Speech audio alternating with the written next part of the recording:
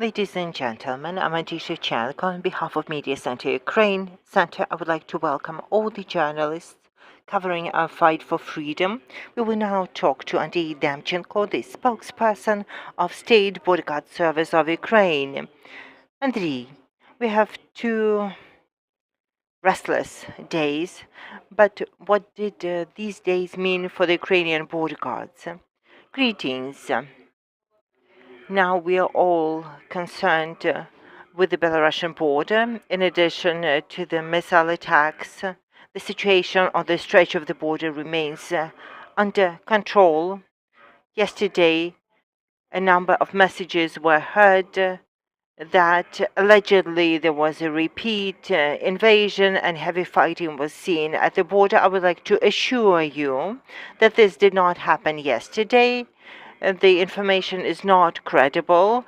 Please rely on credible sources of information, not to spread misinformation. So we cannot rule out that this misinformation could have been peddled by the enemy to sow panic amongst the Ukrainians. All the Ukrainian troops located along the Belarusian border to protect this important stretch of the border. As we know that Belarus can join the full-scale war waged by Russia against Ukraine at any time, we cannot rule out that Russia will make attempts to make a repeat incursion into Ukraine. So all the units located in this area are doing everything they need to do to assure that the border remains securely protected and no incidents could happen. Should the enemy try to break the border, they will be repulsed. The border is fortified along the border line. The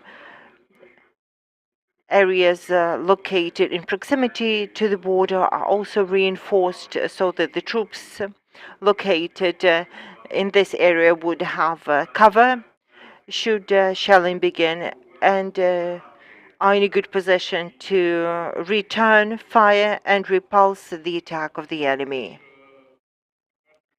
should it happen.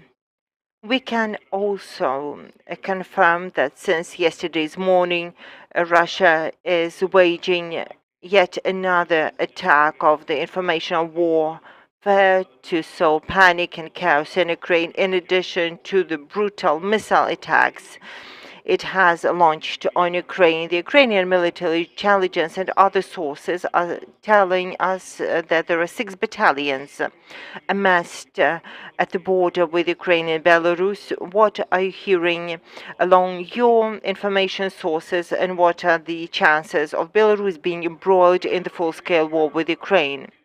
We need to know that the units and the numbers you have stated have long been deployed close to the Ukrainian border. Earlier, the Belarusian sources stated they are fortifying their stretch of the border as if expecting some attacks from Ukraine, but this is done only to justify their unjustified aggression against Ukraine in support of the Russian Federation. Recently, we have not seen any significant changes in the numbers of the troops located on the Ukrainian border, nor in the nature of their actions. They are located close to the border along the entire stretch of the border. The units are being rotated, so they change, but we need to closely follow what's happening inland Belarus. The statements made by Lukashenko that they will accommodate a certain number of the Russian servicemen, that they distort the information and are alleging an aggression from Ukraine to justify their action. It has to be made clear that Ukraine is defending itself from a large and treacherous enemy, and Belarus is playing the Kremlin hand. Russia is exerting pressure on Belarus for them to join the full-scale war so that the Belarus units would also take part in the action, in the hostilities. But Ukrainian troops stand prepared to repulse any attacks made on Ukraine. The Ukrainian border guards units, the National Guards, the armed forces of Ukraine are ensuring their interoperability in this vector as well as in others, so that every person would know what he's expected to do, so that all the steps are done in coordination and synergy. Should anything happen on the part of Belarus, please let me know if there are any questions in the audience. We do have a question. Please go ahead. Hello, Daniel Boffey from the Guardian newspaper. We had airstrikes from Belarusian territory. Do you expect more? And is there anything that you can do, the Ukrainian forces can do, to neutralize the threat from Belarusian territory in terms of missiles?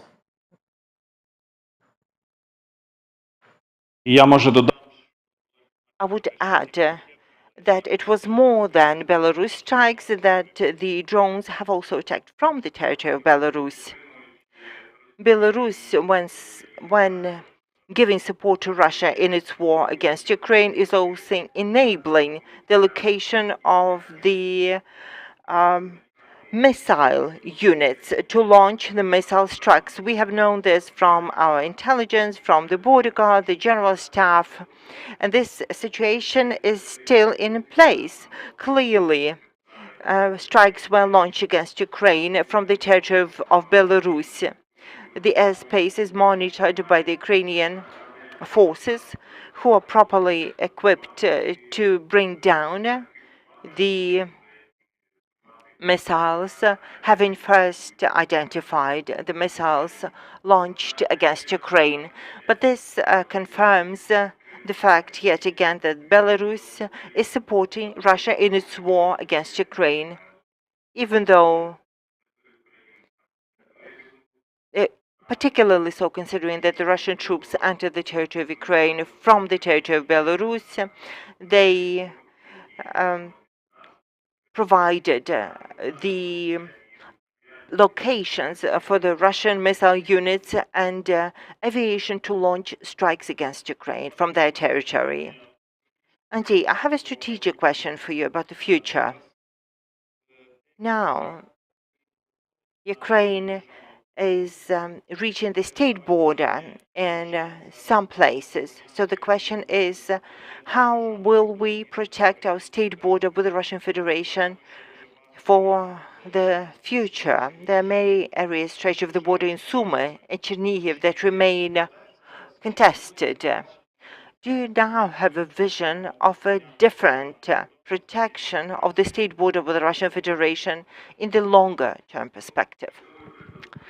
To give you an excellent example, I would refer to Sumy and Chernihiv, where the enemy was expelled to the other side of the border, but the threat has persisted, and daily Chernihiv, Sumy, the border areas are subjected to artillery attacks from the Russian Federation and other kinds of attacks.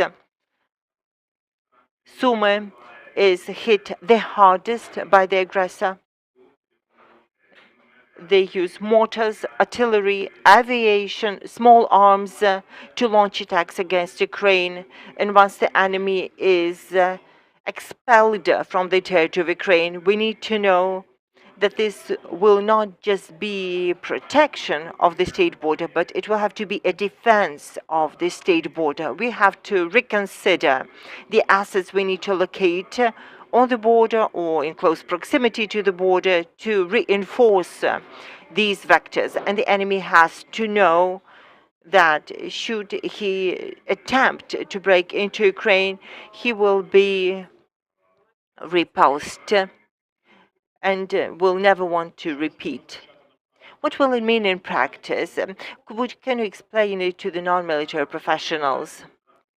We will need to have assault weapons. We'll need military hardware that the enemy is using and has used to break into Ukraine. The engineering fortifications made by Ukraine earlier have enabled us to trace the concentration of the troops on the border, in the border areas of Ukraine and on the other side of the border.